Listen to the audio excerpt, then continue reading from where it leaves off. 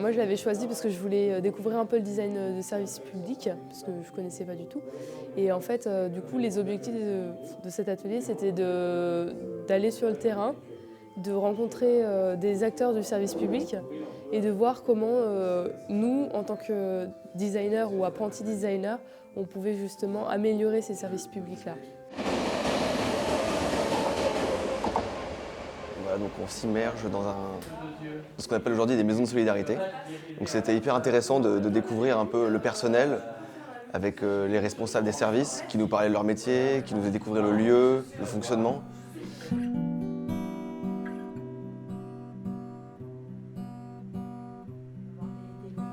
Correct pour accueillir les gens. Vous trouvez qu'ils sont pas... Ah, ceux-là, si. Ceux-là, si. Avant, si. Non, nous, c'était... Moi, j'ai connu pendant 9 ans les locaux qu'on avait avant. D'accord. Le seul truc que j'avais en plus, moi, c'est un bureau personnel pour recevoir. Donc voilà. Mais là, ici, c'est joli. Les gens le disent. On est bien accueillis. D'accord, Les ok. salles sont grandes. Les rendez-vous par téléphone arrivent à l'accueil, au deuxième accueil, au niveau des secrétaires sociaux. D'accord. Là, c'est vrai que ça commence à se séparer en deux le scénario. Alors, on nous avait expliqué qu'il y avait 2 étapes avant de rentrer dans le bâtiment. La première fois, elle sonne en bas, après, elle sonne en haut. Et entre-temps, tu sais, il se perd et tout ça. Donc, nous, c'est en voyant ça qu'on va pouvoir détecter le problème. La capacité à bien accueillir, les limites d'un accueil, c'est aussi la limite des professionnels qui accueillent. S'ils appartiennent à un service, du coup, ils sous-orientent vers les autres services. Donc ça, c'est son interaction usager-MDS. Et là, vous arrivez aussi à mettre un pied dans la question à l'intérieur de l'MDS, c'est quoi les interactions entre les services eux-mêmes. Les responsables ne communiquent qu'entre responsables. Et du coup, il y a comme ça un cloisonnement entre les différents services, sauf lorsqu'on rentre dans le cercle du travail autour de l'usager. Et c'est là que le boulot du designer intervient, parce qu'on arrive dans des domaines dans lesquels on n'est pas du tout spécialiste, et on est face à des gens qui, eux, nous donnent extrêmement de détails techniques, et nous, on est là justement pour faire le tri entre tout ça, et trouver les questions intéressantes, et les enjeux qu'il faut tirer, les enjeux principaux qu'il faut tirer. Parce que nous, qu'est-ce qu'on veut ? On veut qu'entre les services, il y ait une meilleure transversalité, et une meilleure répartition des décisions. Et pourquoi on veut ça ? C'est pour ne plus que les services cohabitent, mais collaborent vraiment. C'est comme un petit peu à l'école, en créant cette culture commune, on va donc alimenter une culture collective, mais également une culture individuelle. Et ça permet comme ça à chaque personne de mieux rediriger, d'être beaucoup plus efficace, parce qu'on a beaucoup plus de connaissances.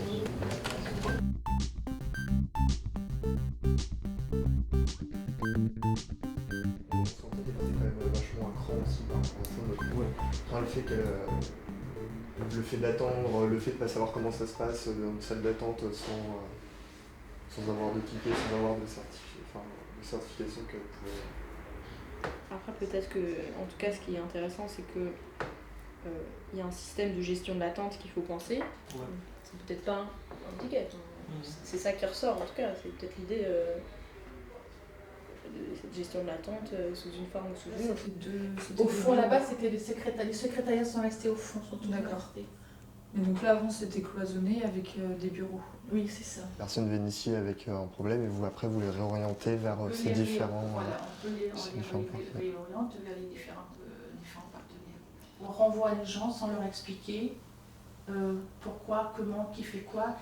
Et je crois que dans un premier temps, il faudrait que chaque service, chaque professionnel sache ce que l'autre fait pour pouvoir orienter.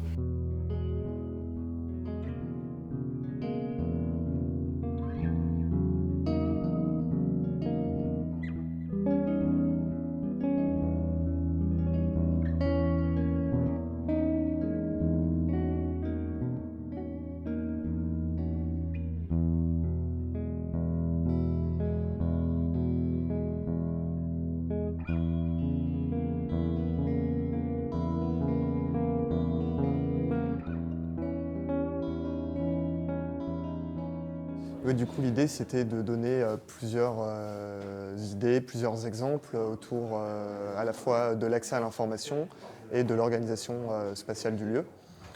Du coup, on a pensé à plusieurs pistes. La première, qui peut être assez simple, mais qui, mine de rien, est intéressante, c'est d'avoir un agent d'accueil qui centralise toutes les arrivées et qui apporte, contrairement à ce qu'on peut avoir maintenant, un rapport assez humain qui va répartir les gens dans les différents espaces. Par rapport à la gestion d'attente, en fait, la plupart des personnes ils nous disent ouais, je sais pas trop comment faire, ou je suis arrivé, je sais pas qu'est-ce qu'il y a devant moi, qu'est-ce qui est arrivé après. Alors, ce qui est délicat, que bon, comme je suis pas, ça fait pas longtemps que je suis là, il y a des questions que j'arrive pas à répondre parce qu'en fait les gens ils viennent d'emblée à parler avec l'accueil comme si on est l'assistance sociale. Il y a beaucoup d'affiches, il y a trop d'affiches qui sont mixtes, donc il y a des affiches qui ne vont pas du tout ensemble. Et là, on a pensé à les hiérarchiser, mais en même temps, on s'est demandé si c'était vraiment bien de les hiérarchiser, de leur donner un ordre et du coup avoir un coin qui a un sujet, par exemple par rapport aux drogues, par rapport à la violence. Et comme ça stigmatiser les gens qui vont aller voir ces affiches.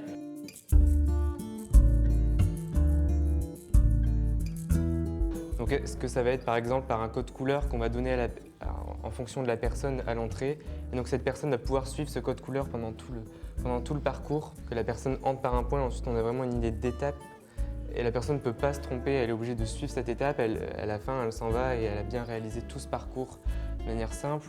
Ou alors est-ce que c'est par de la signalétique? Des choses, des fois, faut faire peut-être. Faut aussi faire attention de ne pas proposer des fois un truc un peu qui soit avec des couleurs partout, des chiffres partout, etc. C'est parti.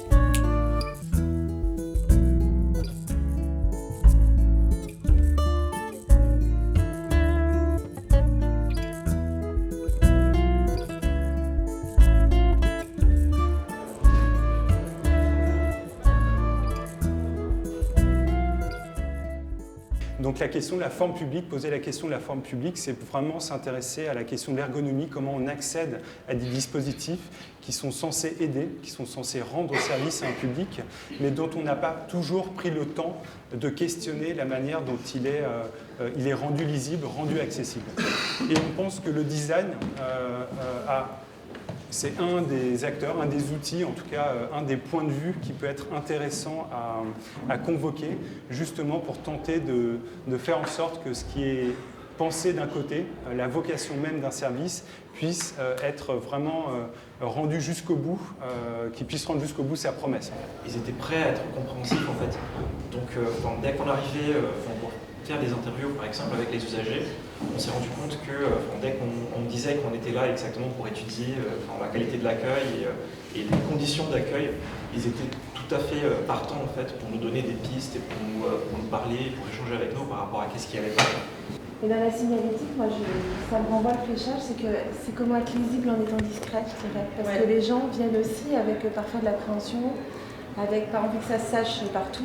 Donc suivre une signalétique au sol où ça marque les choses, je pense que pour certaines personnes, ça peut du coup avoir l'effet inverse d'amener les gens à reculer parce que tout le monde va voir où ils vont. Et en même temps, moi, ce que j'ai trouvé particulièrement intéressant, c'est tout ce que vous proposiez au niveau des espaces. Effectivement, que les espaces puissent à la fois être non plus séparés par service, mais plutôt comme collectif ou plus effectivement intime. Je crois que c'est ça que vous avez employé. Donc j'ai trouvé que c'était intéressant comme approche. Et au moins, ça a vraiment un effet très très rafraîchissant qui va permettre peut-être à certains professionnels qui bossent dans cette EMDS-là de se réapproprier quand même des outils qui avaient été déjà réfléchis, mais d'une autre manière. Ça rafraîchit terriblement. Merci, vraiment.